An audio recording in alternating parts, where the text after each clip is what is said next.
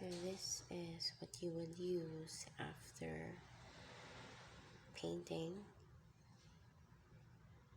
After your final coat of paint, you would be using this like you would use a nail polish. So this would serve as your colorless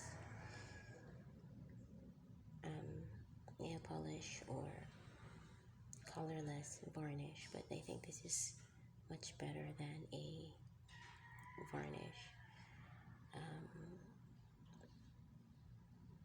Yeah, so that's that. You can find this at Ace Hardware. It's called acrylic emulsion and it's clear.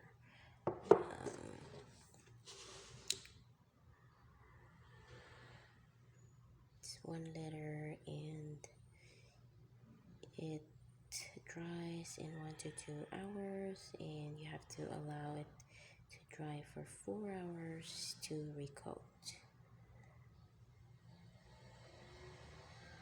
Alright, so that's it. Hope you find this video clip helpful.